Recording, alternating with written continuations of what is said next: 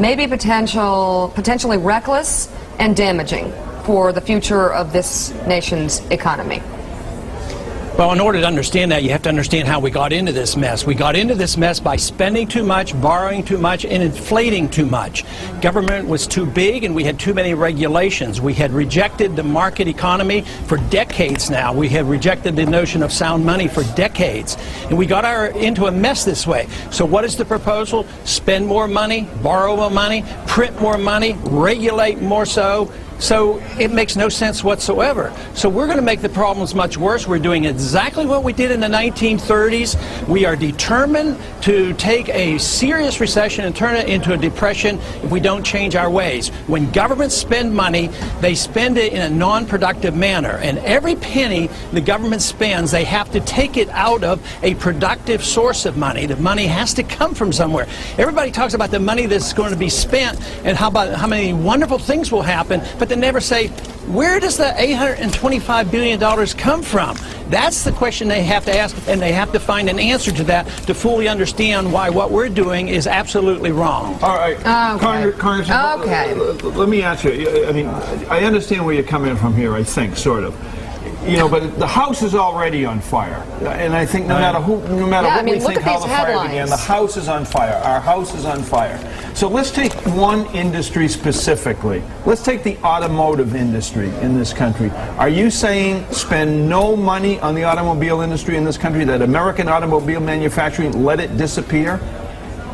Well, I think you're correct. The house is on fire, and you think you're putting water on it, and I think you're putting kerosene on it. Okay. And that's the big argument. No, you take the car industry. Yes, I think we should put more money into the car industry, but it should come from private sources. It shouldn't come from government, because government will divvy out the money politically. But there are private sources of money. Yeah. If there's anything of value, it'll be bought up. But you can't value anything when the government buys up assets that aren't sellable. You buy up worthless assets. So there's some worthless assets in these car companies. So if you want good money to go into car companies, you have to allow real capital to flow into it. So yes, you do want that. You just don't want the government to do it. So what systemic changes, if you look at tax policy, which alters flow of capital, as you know well, if you look at whether it's spending or any other aspect of the use of money, interest rates, monetary supply, etc., what systemic change would you put in? Would you exploit this opportunity to change the system of capitalism in America for the better? How would you change it? Get rid of the income tax, get rid of corporate taxes, and really lower taxes, but you have to lower spending. Would you add a consumption tax to make up for that? Would you put a consumption tax in? How would you make up for the lost revenue on income? I agree with you on income and business tax. I just don't know where you get the revenue elsewhere.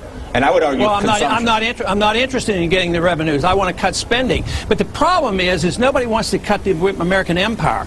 Even Obama's administration wants to increase spending overseas and increase military spending. As long as you want to run the world empire at $1 trillion a year, believe me, you cannot solve this problem. And that is where the crux of the matter is. So yes, you have to cut spending along with cutting taxes. So to say, well, let's have a consumption tax, that's just transferring the penalty to new victims. But you want to get taxes down, you want to get rid of regulation. You don't want to do what we did after the Enron failure, passed Sarbanes-Oxley, by the conservative Republicans. That's the fault. It's in the thinking that we need so much government. Congressman, are you really saying that given the meltdown on Wall Street and some of the craziness that we saw at Citigroup and Merrill and other places, that there should be less regulation, not more in some cases?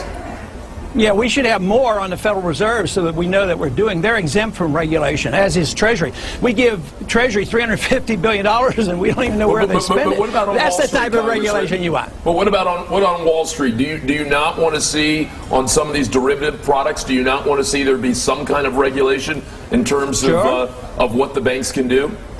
Sure, anybody who commits fraud goes to jail, just as they did in Enron. We didn't need Sarbanes-Oxley to prosecute everybody in Enron through the laws of fraud. If they commit fraud, they go to prison. Just like Madoff, we had all those regulations, SEC and everything else, and he got by. It proves SEC didn't work. But Congressman, it's not just fraud in some cases. In some cases, people had very little equity put down and were leveraging things up tremendously. Should there not be regulation about how much equity you effectively have to put in the deal, or how much Yeah. capital you have to have on your balance sheet? Sure, and if you understand leveraging up equity and debt, you have to look at fractional reserve banking. That's where you pyramid debt. So they're doing exactly what the Federal Reserve does, is they create money out of thin air and they pyramid debt. That's where the bubble comes from. That's why you have to look at monetary policy. Yeah. But you're looking at the symptoms rather than the cause. Congressman, hang with me for a couple of seconds here. I am extremely limited. And 90% of this conversation that you've been having with Dylan and Carlos has gone way above my head. But your basic theory, let's get government out of nearly everything. Let's swing back to what I do nearly every morning. I drive to work on roads filled with potholes, beneath bridges that are crumbling. What's the answer here? Do I go out and try and find 6 carpenters and some bricklayers and some masons to fix those roads and bridges? Government's got to do it. What's the deal here? What is your point of view about stuff like that? Basic reconstruction of this country. Okay, I know I can't have my perfect society quickly, but what I would do is quit bombing bridges in Iraq and then paying to rebuild them, and then wasting the money in the rebuilding over there. I would take that money, save it on the deficit, cut the deficit, and spend some on our infrastructure. Okay. That's what I would do, and we could do that. But as long as you do it through debt financing, it's impossible. Ideally, roads and bridges should have been taken care of by our states. It wasn't designed in the Constitution that the federal government would take care of every bridge and every road. But that isn't the worst type of spending, and I think in the interim we certainly could. We could cut the spending overseas, but we're going to bring ourselves to our knees. We're going to have a dollar crisis. We're doing exactly what Osama bin Laden wanted to do, what he did to the Soviets. He's bringing about financial chaos to this country, and we got to realize excessive spending that is a problem. It's not that we need more government spending. That to me is foolish. I want to ask you the same question I've been asking myself, everybody on the set. I asked Tucker, I asked Pat, I'll ask you. In reality, and forget your perfect society, mine or anybody else's. In reality, we're going to lose millions of jobs over the next year or two. In reality, our banks have been mismanaged horribly as a result of both the bankers and the politicians, in my opinion, and we're now dealing with that. What would you do? In other words, saying what you don't think should happen has a value to a point, but in reality today, what do you think the American politicians and bankers ought to be doing? I wouldn't pretend that pouring kerosene on But you started with I is wouldn't. working. I'm sorry to interrupt you, but I wanted you to start it with I would. Okay, what I would do is allow the liquidation of debt to occur. You want the people to spend more money in buying up assets. You want these assets priced in the marketplace so we know what their values are. That's why that first package of But no one in the market will do that. As you know, then I there's want no that value too. there.